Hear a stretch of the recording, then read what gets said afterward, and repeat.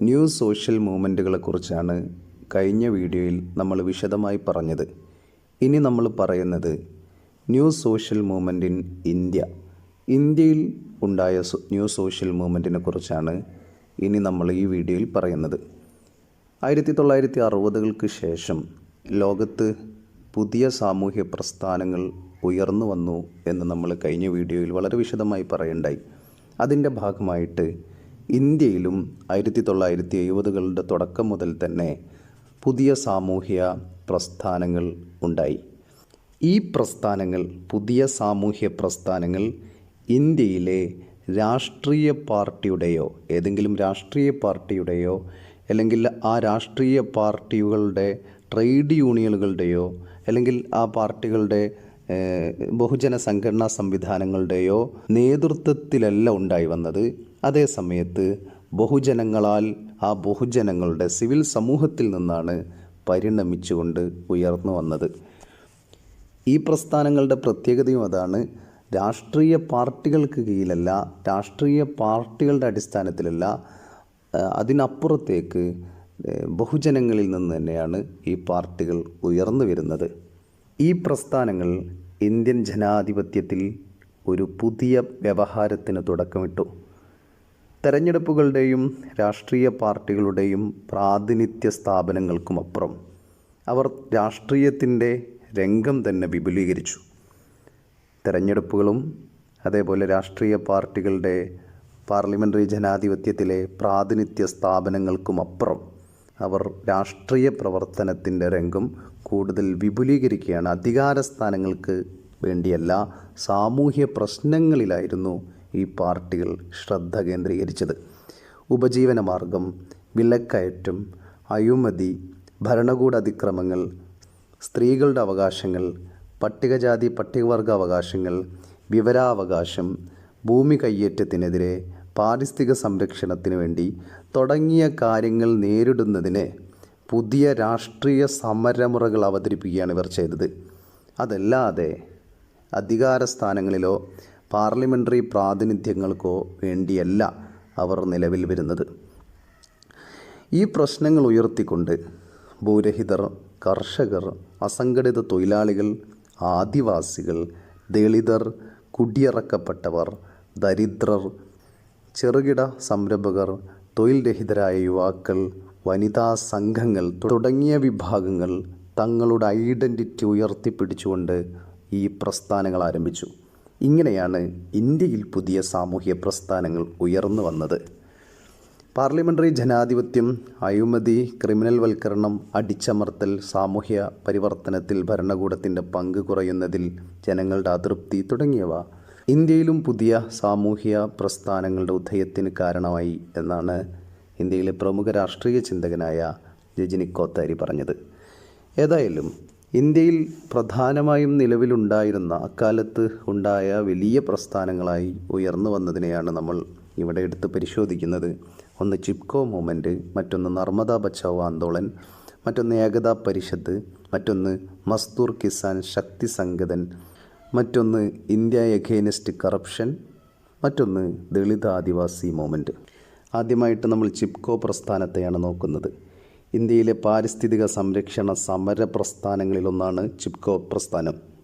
ഹിമാലയത്തിൻ്റെ താഴ്വരയിൽ സ്ഥിതി ചെയ്യുന്ന ഉത്തരാഖണ്ഡിലെ ഒരു വിദൂര ഗ്രാമമായ റെനിയിൽ 1973 ഈ പ്രസ്ഥാനം ഉണ്ടായത്.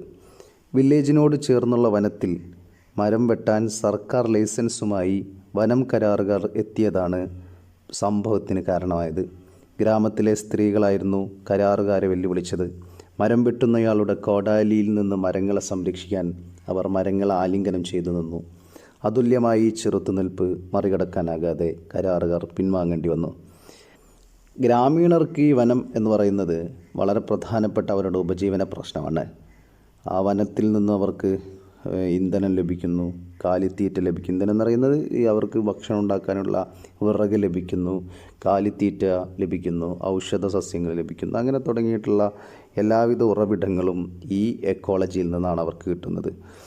അത് സംരക്ഷിക്കുകയും അത് നിലനിർത്തുകയും ചെയ്യുക എന്നുള്ളത് അവരുടെ ജീവൽ പ്രശ്നമാണ്. അതേസമയത്ത് ഗവൺമെൻറ് സംവിധാനങ്ങൾക്ക്, കോർപ്പറേഷനുകൾക്ക് ഇത് ലാഭത്തിന് വെട്ടി അവർക്കത് ലാഭം ഉണ്ടാക്കുകയായിരുന്നു ലക്ഷ്യം.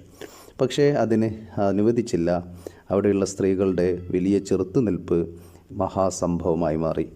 ആത്യന്തികമായി ഗവൺമെൻറ് അവരോട് ചർച്ച നടത്താൻ നിർബന്ധിതരായപ്പോൾ ചിപ്കോ പ്രസ്ഥാനം വലിയ വിജയം നേടി. പ്രധാനമായും സ്ത്രീകൾ സംഘടിപ്പിക്കുകയും ഹിമാലയൻ വനങ്ങളിൽ മരം മുറിക്കുന്നതിന് 15 വർഷത്തെ നിരോധനം ഏർപ്പെടുത്തുകയും ചെയ്തു. ഈ ചെറുത്തുനിൽപ്പിൻ്റെ വിജയം ഇന്ത്യയിലാകെ വലിയ സ്വാധീനമുണ്ടാക്കുകയുണ്ടായി. ചുരുക്കത്തിൽ ജീവിതോപാധികളുടെയും അവകാശങ്ങളുടെയും വിഷയത്തിൽ ഇന്ത്യയിലെ ഭാവി പങ്കാളിത്ത പ്രസ്ഥാനങ്ങൾക്ക് വലിയ പ്രചോദനമായിട്ട് ഇത് മാറുകയുണ്ടായി. പിന്നീട് നർമ്മദാ ബച്ചാവോ ആന്തോളനാണ് നമുക്ക് പഠിക്കാനുള്ളത്. 1980കളിൽ ഉയർന്നു വന്ന ഇന്ത്യയിലൊരു സാമൂഹ്യ പ്രസ്ഥാനമാണ് നർമ്മദാ ബച്ചാവോ ആന്തോളൻ. നർമ്മദാ നദിയിൽ അണക്കെട്ട് പണിയുന്നതിനെതിരെ ആരംഭിച്ച ജനകീയ പ്രസ്ഥാനമായിരുന്നു ഇത്. സർദാർ സരോവർ അണക്കെട്ട്, നർമ്മദാ സാഗർ എന്നിവ അടക്കം നദിക്കരയിൽ ചെറുതും വലുതുമായ 3000-ഓളം അണക്കെട്ടുകൾ നിർമ്മിക്കാനാണ് സർക്കാർ ലക്ഷ്യമിട്ടത്. ഈ അണക്കെട്ട് പദ്ധതി സ്ഥാപിച്ചാൽ പ്രദേശത്തെ ലക്ഷക്കണക്കിന് ആളുകളെ മാറ്റിപ്പാർപ്പിക്കേണ്ടി വരും. മാത്രമല്ല നർമ്മദാ താഴ്വരയുടെ മുഴുവൻ ജൈവ വൈവിധ്യവും നശിപ്പിക്കുകയും ആയിരക്കണക്കിന് ഏക്കർ വനം കൃഷിയും നശിപ്പിക്കപ്പെടുകയും ചെയ്യും. ഇതിനെതിരെ മേധാ പട്കറുടെയും നേതൃത്വത്തിൽ അതുപോലെ മറ്റു പാരിസ്ഥിതിക പ്രവർത്തകരുടെയും നേതൃത്വത്തിൽ സർക്കാർ ഇതര സംഘടനകളുടെ സഹായത്തിലും വലിയ പ്രതിഷേധം ആരംഭിച്ചു. ബുദ്ധിജീവികൾ, എഴുത്തുകാർ, വിദ്യാർത്ഥികൾ, ശാസ്ത്രജ്ഞർ തുടങ്ങിയ ഇന്ത്യയിലെ വലിയ ജനവിഭാഗത്തിൻ്റെ പിന്തുണയും ഇതിനുണ്ടായി. നർമ്മദാ ബച്ചാവോ ആന്തോളൻ ഇന്ത്യയിലും വിദേശത്തുമുള്ള വലിയ പാരിസ്ഥിതിക പ്രവർത്തകരുമെല്ലാം ഈ പ്രശ്നത്തിൽ വലിയ രീതിയിൽ ശബ്ദമുയർത്തി. ഇതിൻ്റെ ഫലമായിട്ട് പ്രകൃതി വിഭവങ്ങളുടെയും പരിസ്ഥിതിയുടെയും മേഖലയിൽ പ്രവർത്തിക്കുന്ന നൂറുകണക്കിന് പ്രസ്ഥാനങ്ങൾക്ക് വലിയ പ്രചോദനമാവുകയും അതിനെല്ലാം ഒരു കുടക്കീഴിലാക്കി ഐക്യപ്പെടുത്തി ഒരു National Alliance of People's Movement എന്ന സംവിധാനം, ഒരു പ്രസ്ഥാനം ആക്കുകയും അതൊരു വലിയ വിജയമാവുകയും ചെയ്തു. ഇതും പുതിയ സാമൂഹ്യ പ്രസ്ഥാനങ്ങളിൽ വളരെ പ്രധാനപ്പെട്ട ഒരു ഉദാഹരണമായിട്ട് നമുക്ക് ഉള്ളതാണ്. മറ്റൊന്ന് ഏകതാ പരിഷത്താണ്.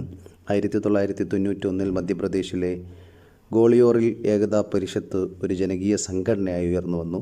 1980കളിലെ വനസംരക്ഷണ നിയമം മൂലം വനമേഖലയുടെ നിയന്ത്രണം നഷ്ടപ്പെട്ട ആദിവാസി വിഭാഗങ്ങൾ അതിജീവിക്കാൻ കഴിയാതായി. ഇതാണ് ഈ പ്രസ്ഥാനത്തിൻ്റെ രൂപീകരണത്തിലേക്ക് നയിച്ചത്. ഭൂമി, വനം, ജലാവകാശം തുടങ്ങിയ പ്രധാന പാരിസ്ഥിതിക പ്രശ്നങ്ങളായിരുന്നു ഈ പ്രസ്ഥാനത്തിൻ്റെ മുഖ്യ അജണ്ട. വികസന പദ്ധതികൾ കാരണം കുടിയൊഴിക്കപ്പെട്ട ഗോത്രങ്ങളായിരുന്നു അതിൻ്റെ ആരംഭ സമയത്ത് ആ സംഘടനയുടെ അംഗങ്ങളായിട്ടുണ്ടായത്. പരിഷത്ത് അവരുടെ അവകാശങ്ങളുടെ വിഷയങ്ങളിൽ ജനങ്ങൾ അണിനിരത്താൻ തുടങ്ങി. ജനങ്ങൾക്കിടയിൽ അവബോധം വളർത്തുന്നതിലും ഭൂമിയുടെ മേലുള്ള ജനങ്ങളുടെ അവകാശങ്ങൾ ഉറപ്പാക്കാൻ സർക്കാരിൽ സമ്മർദ്ദം ചെലുത്തുന്നതിനുമായി അവർ പദയാത്രകൾ, ലോങ് മാർച്ചുകൾ സംഘടിപ്പിച്ചു. 2007 ഒക്ടോബറിൽ ശ്രദ്ധേയമായൊരു ലോങ് മാർച്ച് നടന്നു. ഗോളിയോറിൽ നിന്ന് ആരംഭിച്ച് ന്യൂഡൽഹിയിൽ അവസാനിച്ചു. ദേശീയ ഭൂപരിഷ്കരണ നയം ആവശ്യപ്പെട്ട് 25,000 ഭൂരഹിതരായ ദരിദ്രരും ആദിവാസികളും പാവപ്പെട്ടവരും സ്ത്രീകളും അടക്കം തൊഴിലുറപ്പ് തൊഴിലാളികളും അടക്കം കുട്ടികളും വൃദ്ധരും എല്ലാവരും ചേർന്ന് 350 കിലോമീറ്റർ ദൂരം 20 ദിവസത്തോളം നടന്നു. ഇന്ത്യൻ സർക്കാർ, കേന്ദ്ര സർക്കാർ അവരുടെ ആവശ്യം അംഗീകരിക്കുകയും പ്രധാനമന്ത്രി ചെയർമാനായ ദേശീയ ഭൂപരിഷ്കരണ കൗൺസിൽ രൂപീകരിക്കുകയും ചെയ്തു. 2012 ഒക്ടോബർ 2 അന്താരാഷ്ട്ര അഹിംസാ ദിനത്തിൽ രണ്ടാമത്തെ വലിയ ലോങ് മാർച്ചും അവർ സംഘടിപ്പിച്ചു. ദരിദ്രരും ആദിവാസി സമൂഹങ്ങളും മറ്റു പാർശ്വവൽക്കരിക്കപ്പെട്ട വിഭാഗങ്ങൾ ഉൾപ്പെടെ ഏകദേശം 45,000 പാർശ്വവൽക്കരിക്കപ്പെട്ട വ്യക്തികൾ ഗോളിയോറിൽ നിന്ന് ന്യൂഡൽഹിയിലേക്ക് ഒരു മാർച്ച് നടത്തി. ഇതും വലിയ ജനശ്രദ്ധ നേടുകയും ഗവൺമെൻറ്റിന് അവസാനം റോഡ് മാപ്പിൽ ഒപ്പിടുകയും ചെയ്യേണ്ടി വന്നു. ചുരുക്കത്തിൽ പാർശ്വവൽക്കരിക്കപ്പെട്ടവരും ദുർബലരുമായ സമൂഹങ്ങളുടെ, പ്രത്യേകിച്ച് ഗ്രാമപ്രദേശങ്ങളിലുള്ളവരുടെ അവകാശങ്ങൾക്ക് വേണ്ടി വാദിക്കുന്നതിൽ ഇന്ത്യയിലെ ശ്രദ്ധേയമായ പ്രസ്ഥാനമായിട്ട് ഏകതാ പരിഷത്ത് മാറി. ഇതും പുതിയ സാമൂഹിക പ്രസ്ഥാനങ്ങളുടെ ഉദാഹരണമായിട്ട് ഇന്ത്യയിലുണ്ടായതാണ്. മറ്റൊന്ന് മസ്ദൂർ കിസാൻ ശക്തി സങ്കേതനാണ്. 1990 രാജസ്ഥാനിൽ സ്ഥാപിതമായ മസ്ദൂർ കിസാൻ ശക്തി സംഘടന തൊഴിലാളികളുടെയും കർഷകരുടെയും അവകാശങ്ങളിൽ ശ്രദ്ധ കേന്ദ്രീകരിക്കുന്ന ഇന്ത്യയിലെ ഒരു സാമൂഹ്യ സംഘടനയാണ്. വിവരാവകാശ പ്രസ്ഥാനത്തിലൂടെ ഭരണത്തിലെ സുതാര്യതയ്ക്കും ഉത്തരവാദിത്വത്തിനും വേണ്ടി വാദിക്കുന്നതിൽ ഈ സംഘടന നിർണായകമായ പങ്കുവഹിച്ചു. സാമൂഹ്യനീതി പ്രോത്സാഹിപ്പിക്കുന്നതിനും പാർശ്വവൽക്കരിക്കപ്പെട്ട സമൂഹങ്ങളെ ശാക്തീകരിക്കുന്നതിനും ഈ സംഘടന സജീവമായി പ്രവർത്തിക്കുന്നു. കൂടാതെ ദരിദ്രരുടെയും പാർശ്വവൽക്കരിക്കപ്പെട്ടവരുടെയും അവകാശങ്ങൾ സംരക്ഷിക്കുന്നതിന് സർക്കാർ അഴിമതിക്കെതിരെ വിവരാവകാശ പ്രവർത്തനങ്ങളിലൂടെ വലിയ പോരാട്ടം നടത്തുന്നുണ്ട്. ഈ ജനകീയ പ്രസ്ഥാനം ആത്യന്തികമായി രാജസ്ഥാനിൽ വിവരാവകാശ നിയമം 2000 നടപ്പാക്കുന്നതിലേക്ക് ഈ പ്രസ്ഥാനത്തിൻ്റെ പ്രവർത്തനങ്ങൾ കൊണ്ട് സാധിച്ചു. അത് പിന്നീട് ഇന്ത്യയിൽ ഒട്ടാകെ 2005 ഒരു കേന്ദ്ര നിയമം പാസ്സാക്കുകയും ചെയ്തു. ഏതായാലും വിവരാവകാശ നിയമം പാസ്സാക്കുന്നതിൽ നിർണായകമായ സ്വാധീനം ചെലുത്തിയ, അതിനുവേണ്ടി പോരാട്ടം നടത്തിയ വിഭാഗമാണ് മസ്ദൂർ കിസാൻ ശക്തി സംഗതൻ. രാജസ്ഥാനിലെ ഗ്രാമങ്ങളിൽ നിന്ന് ആരംഭിച്ച് ഇന്ത്യയിലും ലോകമെമ്പാടുമുള്ള വിവരാവകാശ പ്രവർത്തകർക്ക് പ്രചോദനമാവാൻ ഈ സംഘടനയ്ക്ക് സാധിച്ചു. ഇനി ഇന്ത്യ എഗെയിൻസ്റ്റ് കറപ്ഷനാണ്. 2010 ഒക്ടോബറിൽ മുതിർന്ന ഗാന്ധിയനായിരുന്ന അണ്ണാ ഹസാരെയുടെ നേതൃത്വത്തിൽ ആരംഭിച്ച ഇന്ത്യയിലെ അഴിമതിക്കെതിരായ ഒരു ജനകീയ പ്രസ്ഥാനമായാണ് ഇന്ത്യ എഗെയിൻസ്റ്റ് കറപ്ഷൻ ഉണ്ടായത്. ജൻ ലോക്പാൽ ബില്ലിലൂടെ സർക്കാർ അഴിമതിയെ ചെറുക്കുക എന്നതാണ് ഈ പ്രസ്ഥാനത്തിൻ്റെ പ്രാഥമിക ലക്ഷ്യം.